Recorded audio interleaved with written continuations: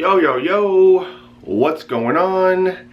You know who it is, CPA Strength, strongest licensed CPA in the state of Florida. What do you do over here, CPA Strength? I teach the world basic accounting, building blocks by building blocks by building blocks by building blocks. If this happens to be your first time and you haven't been binge watching, it's now 4 a.m., you've been binge watching for like a day and a half, you got a test in 2 hours. If that's not you, if that is you, good luck. If it's not you, and you want that, and you need that to be you like in another 24 hours, go over here. This is the card to the best accounting playlist on YouTube in the world. I don't want to limit myself, in the world. All your dreams will come true, just hit that. That is my Accounting for Beginners playlist. That's my classic series. And right now, you're in another video of the classic series. This is installment number 59. 5, and then you go and add a 9 to it. And that's how you get 59. Wine me, dine me, 59 me? No, that's 79, sorry. This one is bank reconciliation example. Now, in our previous video, we did, I tried to show you why that you might have a difference between your bank statement and your internal documents. How there would be a difference. Most likely by a check that you wrote to somebody that they did not cash by the time the bank statement was issued, which is what we're going to call an outstanding check. It's out there. He's out there, out here, like I'm out here and making these accounting videos. Boy, shout out to a good night's sleep. Shout out to sleep, man. Underrated in the game. Shout out to good night's sleep. I haven't had one of those in a couple months, it seems like. Shout out to sleep.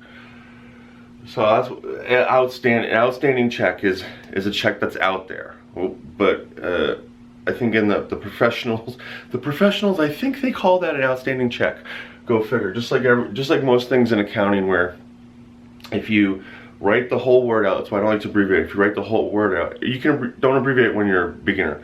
You write the whole word out, and if you just break it down, it makes sense. So we're going to do a little example. You already know why it's a possibility that it happens quite often that when your bank statement comes out, the cash balance according to the bank statement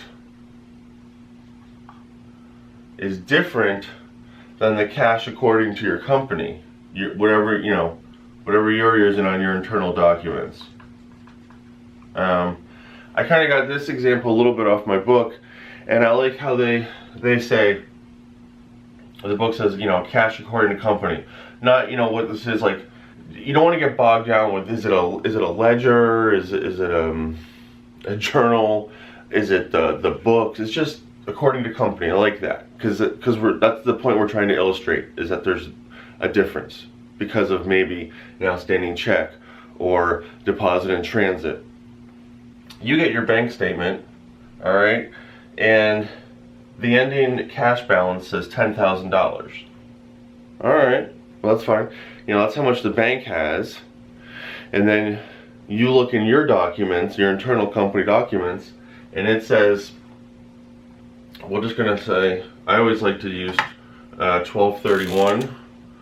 You're looking at your bank statement for the ending balance at 12/31/16. It has $10,000 in there. You're like, great, I got 10 Ks. I got 10 racks, boy, racks on racks. Cash according to company at 12/31/16, $9,015. You're like, what? maybe you're, I don't know, maybe you're paying an accountant that didn't reconcile, so you're like, what's the difference? You don't do nothing. What's going on? Why is there a difference? With only a couple smaller numbers, a couple of transactions, so it's somewhat easy. I try to make it easy for the brain to see it. And I want you to get the pattern, what you add and subtract. But I like to do these smaller type examples that you might be able to see in your head and get what you add and subtract. That way you can extrapolate it and do it by millions of times. So anyways, you notice a difference. You look on your bank statement, 12/31, $10,000. Then you look at your company documents, and you have $9,015. So here is the problem. It needs a reconciliation, right? You have two differing opinions, two differing facts or whatever, and they need to reconcile. They need to come together as one. And that's exactly what we're going to do. We're going to get an adjusted balance from the bank statement. So this is the bank statement up here. This is the bank up top. And at the bottom is the company. So you got to think, up here bank statement, down here is company. Now you start off different, and we have to work our way to an adjusted balance. That's what we have to do. That's what we're going to reconcile, right? They're differing, they got to come together and be the same. And so that's what the reconciling. So look, they started 10,000 and 9,015, and the adjusted balance that we come up with for the bank is $9,000. The adjusted balance that we come up for the company is also $9,000. How did you adjust it? Let's do it. Let's adjust it. Let's start off first with the bank statement. So this is what you're going to start with. You're just going to start with the cash balance at a certain date in the bank. Right? That's what you're going to start with in the bank. Similarly, that's what you're going to start with in your company documents. So now we have to adjust. So you start with $10,000 and you say, and you gotta think, gosh, we got a difference. You're starting at 10,000, you're starting at 9,000. So it's a difference of $1,985, right?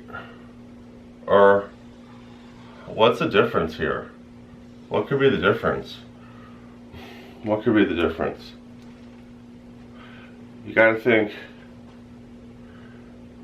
What could be the difference? What would happen? What happen? Well, let's just look at my internal. Let's look at my internal documents, because here's what we're doing. Let's look at my internal documents versus the bank statement and try to figure out what's different here. You would go into what wouldn't the bank statement possibly know about? A deposit in transit, meaning, as like we went through before, a check doesn't get no one cashes the check. You know, same thing. You're on the other side. Someone gives you a check.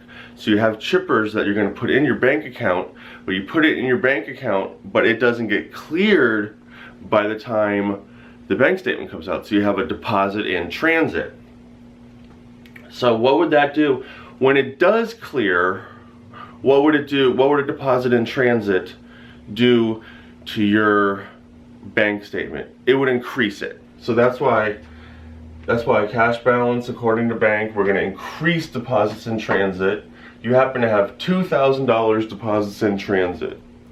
All right, what else would be a difference as you're going through and thinking, what happened in my bank account?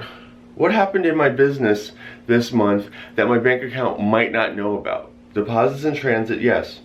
What about checks that's a check that someone wrote me. What about a check that I wrote to people? Yes, exactly.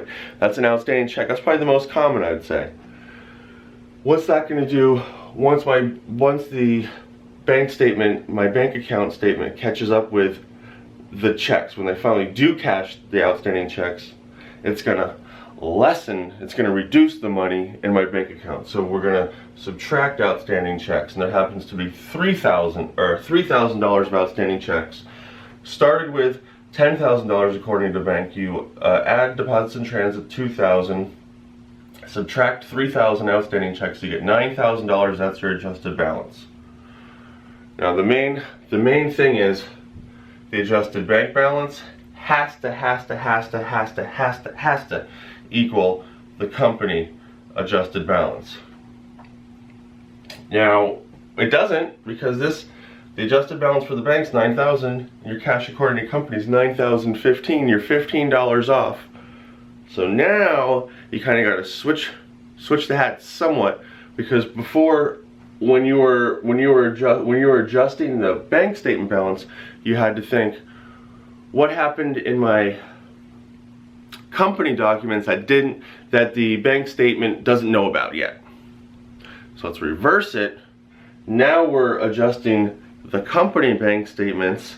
So what would happen on the bank statement that you don't know about, what would happen on the bank statement that you don't know about in your company documents until you see the bank statement? Service charge. A service charge is a common one. It happens a lot.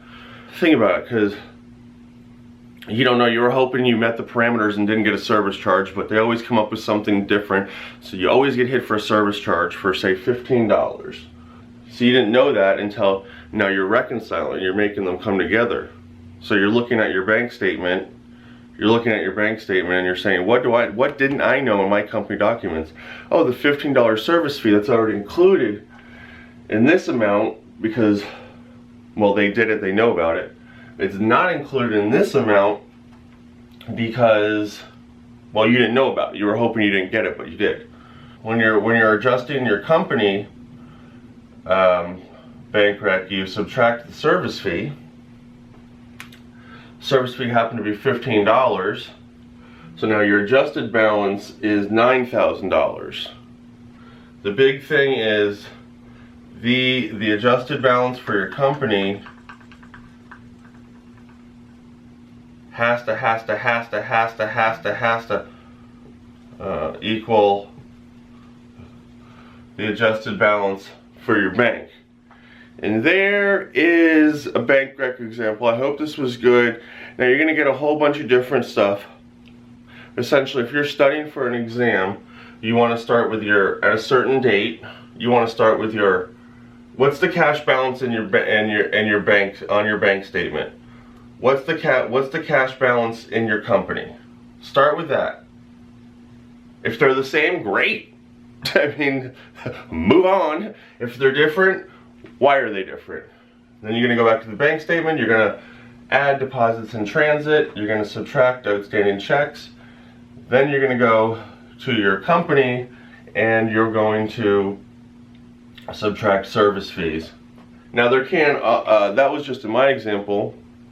In your problems and your real life examples or what have you,